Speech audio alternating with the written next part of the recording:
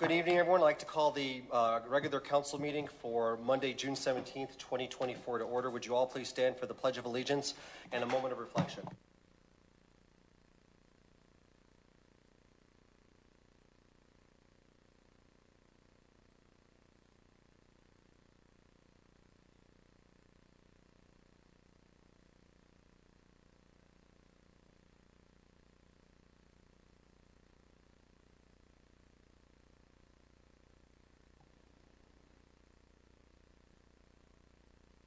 Thank you, everyone. As you all know, we have a new system up here. The big screens do not have touchscreen capabilities any longer. So if you need to speak, please hit the right side button. And tonight will be voice votes only. So, Marcella? Councilmember Condi? Here. Councilmember Malone? Here. Councilmember Nielsen? Here. Councilmember Solario? Here. Councilmember White? Here. Vice Mayor Pineda? Here. Mayor Weiss? Here. Ron, item number 2A, please. Thank you, Mr. Mayor. Actually, I'm going to turn it over to Councilmember White. Thank you so much, Mayor. Thank you so much, Mr. Corbin. I will be doing our Juneteenth proclamation. Whereas on January 1st, 1863, President Abraham Lincoln signed the Emancipation Proclamation, granting freedom to all those who were enslaved. And whereas the news of freedom did not become an immediate reality for more than 250,000 enslaved black people of Texas. And whereas on June 19th, 1865, over 2 years after President Lincoln signed the Emancipation Proclamation, enslaved Americans in Galveston, Texas, finally received word that they were free from bondage. And whereas those who were formerly enslaved were recognized for the first time as citizens, and black Americans came to commemorate June 19th as Juneteenth, with celebrations across the country, building new lives and a new tradition that we honor today. And whereas on Juneteenth, we recommit ourselves to the work of equity, equality, and justice as we celebrate the centuries of struggle, courage, and hope that have brought us to this time of progress and possibility. And whereas on March 17, 2016, Governor Doug Ducey signed HB 2226, sponsored by Representative Reginald Boulding, recognizing June 19th as Juneteenth Day in Arizona, making Arizona the 45th state to recognize Juneteenth as a state holiday. Whereas Avondale officially recognized June 19th as the Juneteenth holiday as of our February 22nd, 2022 meeting, which represents one significant step amongst many in our 76-year history, which commits the city to eradicating racism against the descendants of former enslaved black Americans of African descent. Now, therefore, I, on behalf of the entire City Council of the City of Avondale, Arizona, do hereby proclaim June 19th, 2024 as Juneteenth and encourage all Avondale residents to reflect upon the value of freedom and join in Juneteenth celebrations across the valley. Thank you. Max, do you want to touch on just quickly to go along with that, what we're doing for Juneteenth?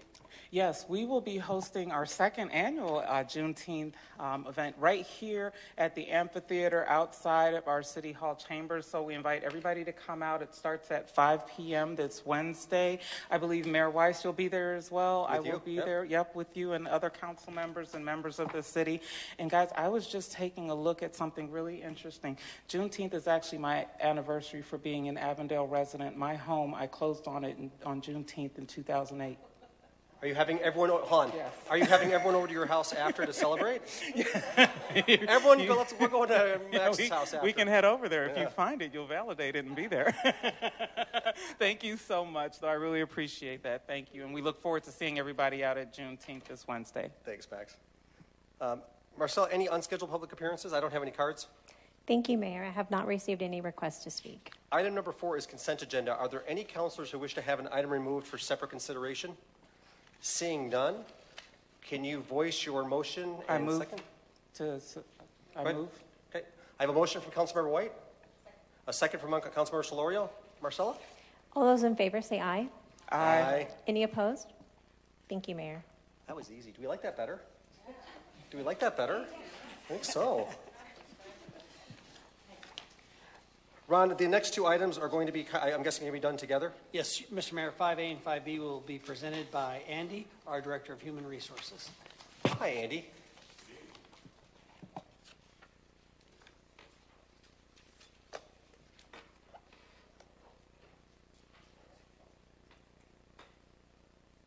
Good evening, Mayor, Vice Mayor, and council members. Before you tonight are proposed amendments to the city's Chapter 5 classification and compensation policy and Chapter 6 employee benefits. To give some background regarding Chapter 5, so Human Resources recently conducted a review of Chapter 5, and opportunities were identified to realign chapter and policy language. Some of the chapter language is mainly operational and administrative in nature, and this level of detail is more appropriately addressed in an administrative policy with city manager approval. Administrative policies are dynamic and able to be modified to align with changing operational needs based on the foundational framework established by council in chapters. So based on what I'm proposing, this allows the city to be flexible and responsive to operational needs or market conditions that require new or enhanced classification and or compensation strategies. So our proposal associated with Chapter 5 is to retain the foundational framework, which really includes and is reflective of council's philosophy and priorities associated with the city's classification and compensation program, which again will provide that next level or that next step for the administrative policy. So we'll retain foundational framework related to the purpose of the classification plan, which includes definition and authority, the purpose of the compensation plan, which outlines the philosophy, the purpose, objectives, establishing that an administrative policy would be created, and then the maintenance of the plan, which also makes reference to cost of living and merit pay increases as budget permits that council has traditionally supported. We also recommend the addition of the following language, which really outlines the authority of the city manager, so allows for flexibility, establishing new or modifying existing compensation strategies based on operational needs or market conditions. And it's important to note that it's everything that exists within the current budget. So it's not something that would go beyond the budget that's been approved by council. Anything like that would have to come back to council for discussion and approval. So anything related to modifications or modifying strategies would be within the current allocated budget for the city. And then we would transition the operational and administrative aspects of the language that's in the current Chapter 5 to an administrative policy titled compensation. And I believe a copy of the proposed administrative policy was included in the agenda materials for council's reference. And then if council is supportive of this approach between chapters and administrative policies, the goal would be that HR would continue to review the remaining chapters and propose additional amendments for council approval kind of in the same vein or the same nature. So before I move forward with outlining Chapter 6, I'm going to pause here to ask if there's any questions related to the Chapter 5 amendments. Are there any questions from council on this? For me, I think this is a positive move. I think it gives city leadership the chance to make decisions when it comes to these items more quickly. There's times we might not have a meeting for 2 weeks or a month, and by the time we get on an agenda, and we're behind the 8 ball at that point. So not seeing any objection, I think this is a good move, and I think it puts us ahead of other cities in this. Can I get a motion on this item then? We have a motion from Councilmember Nielsen, a second from Councilmember Solorio. Actually, Mayor, I believe we have a kind of a combined motion at the end. Is that right, Marcella? Thank you, Andy. Do we? Yes, that is correct. We'll take the motions at the end, Okay. but I do have the motions Okay, noted because at on this mine, I time. just have it separately. Thank you. Thank you. Okay, thanks, Mayor. So regarding Chapter 6, most of the proposed amendments are in preparation for the new benefits being offered for fiscal year 25. So previously, I had completed a presentation to council about paid parental leave, personal leave bank, public safety retention program, and some other items that we would be rolling out for FY25. And subsequent administrative policies with city manager approval are being implemented specific to these topics. One thing that we did see, so in Chapter 6, we're just outlining that these are new leave programs or new benefits that are being offered, with really the meat of the policy existing in an administrative policy. So the reference in Chapter 6 would go back to an administrative policy that has more detail about the operational and administrative aspects of that policy. The one difference is holiday leave. So currently holiday leave exists in Chapter 6 and in an administrative policy. which increases the potential for inconsistencies and confusion. So an employee might look at a chapter language and not know that there's an administrative policy that exists that may have what we found is there's some language open to interpretation when we have two areas that exist. So our recommendation is to really remove that holiday leave section from Chapter 6 and really rely on the administrative policy. And so part of what we've provided for council's reference is what that revised administrative policy would look like as part of this change. And then there's just some other non-substantive updates that are being proposed to better clarify Chapter 6 language. So there were just some wording things that we felt would be better as far as enhancing clarity and what policy was intending to indicate as part of Chapter 6. So our proposal is to add and revise language to Chapter 6, establishing the following for FY25. So paid parental leave, personal sick leave bank. We had the two programs for our police officers and sergeants, the sick leave sellback program, and then sick leave compensation program for officers and sergeants upon retirement. We also modified language to indicate that the benefits effective date for new employees would now be the first of the month following their hire date. We are proposing to remove holiday leave language, and then again, the details will exist in administrative policy, and then implement the non-substantive language revisions to add clarity. I believe, again, we're set to go. So if this proposal is adopted, we have the administrative policies ready to implement for July 1. So on the screen there are the recommendations. Again, I believe they have to be two separate motions. Is that correct? Thanks, Andy. So any discussion on items A or B? So the first motion was Councilmember Nielsen. The second was from Councilmember Solorio. Can I get a voice vote on that, Marcella? Councilmember Condi, Aye. Councilmember Malone, Aye. Councilmember Nielsen, Councilmember Solario, Councilmember White, Aye. Vice Mayor Pineda, Aye. Mayor Weiss. Aye. Thank you. It passes 7-0. Motion 1074-0624. Can I get a motion on that one, please? Second. I have a motion from the Vice Mayor, a second from Councilmember White. Marcella? Councilmember Condi, Aye.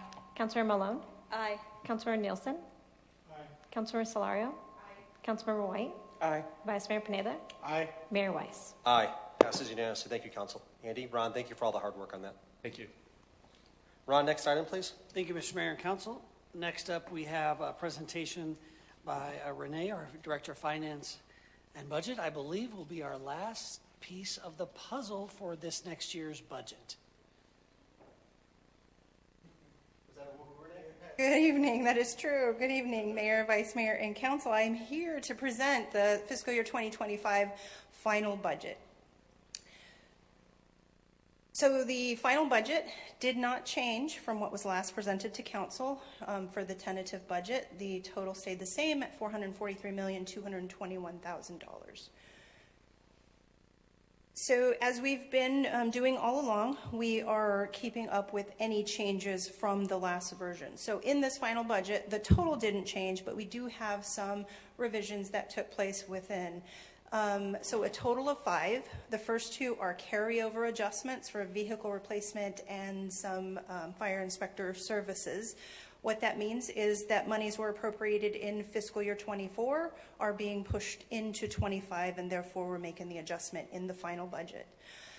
The next one is just a funding change. So community development block grant monies are being appropriated to the Old Town Avondale project. And the last 2 are changes from department to department. So in the first case, from parks to marketing and from finance to the non-departmental. So any adjustment here was offset in the unanticipated revenue to ensure that the total budget limit did not change. I do want to point out, along with the actual budget documents, we do have some other documents, one being a final budget summary. This is the narrative that was attached. We did it for the tentative and updated it for the final.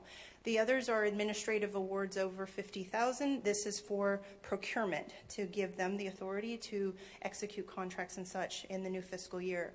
Some schedules for interfund transfers and loans, as well as the 5-year capital improvement plan. So with that, our recommendation is to conduct a public hearing for the fiscal 2025 final budget, to adjourn from the regular council meeting and convene in a special council to take action on Resolution 1056-0624, setting forth the final budget for fiscal year 2024-2025. Thank you, Renee. Let me go ahead and open up this for the public hearing. Is there anybody in the audience or online who'd like to speak on this issue?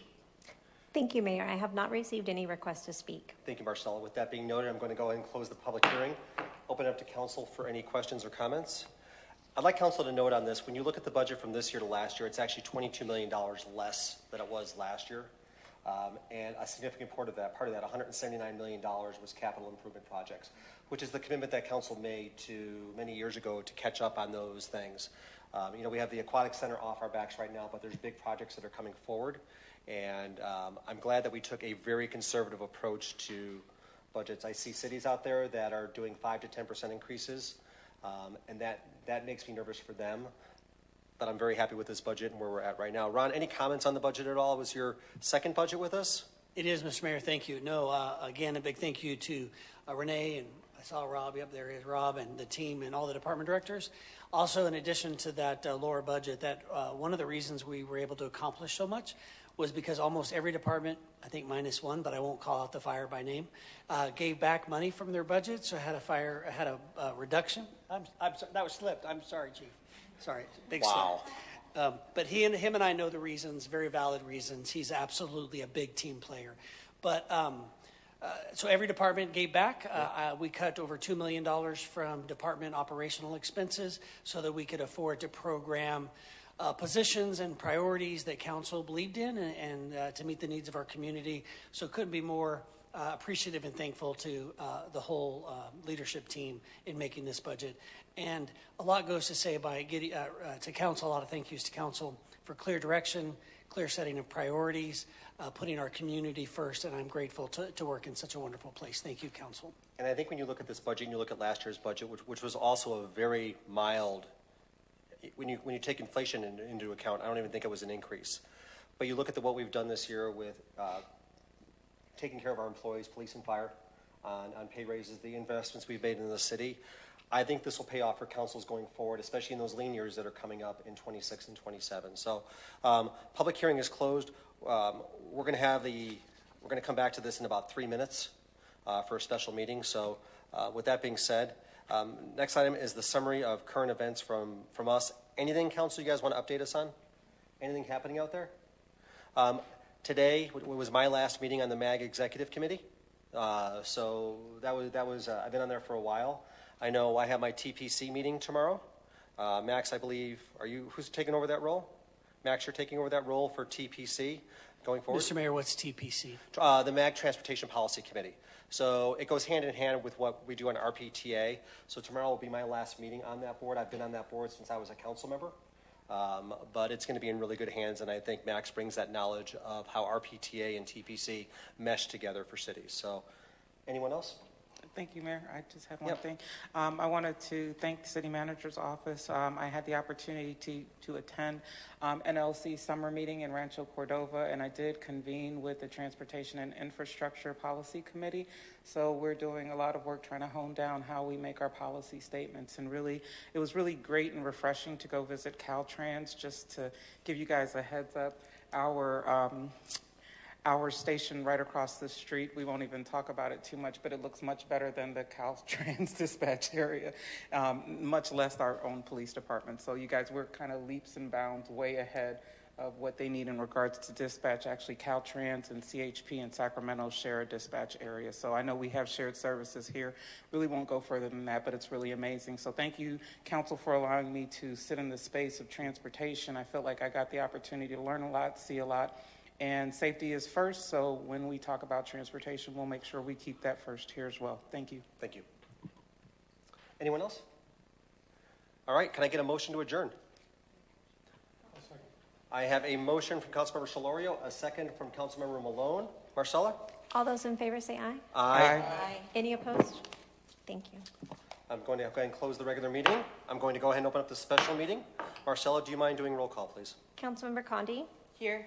Councilmember Malone? Here. Councilmember Nielsen? Here. Councilmember Solario? Here. Councilmember White, Here. Vice Mayor Pineda. Here. Mayor Weiss. Here. Can I get a motion on Resolution 1075-0624, please? I move. It was a tie on second. All right. A motion from Councilmember White, a second from Councilmember Solorio. Marcella?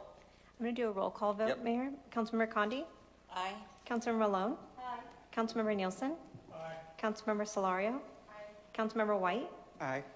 Vice Mayor Pineda. Aye. Mayor Weiss. Aye. Thank you, everyone. Our budget passes for this year. Renee, congratulations.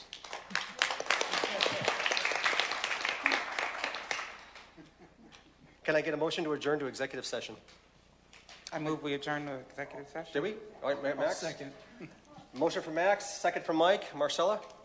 All those in favor say aye. Aye. Aye. Any opposed? Nope. Thank you. We are adjourned. Everyone,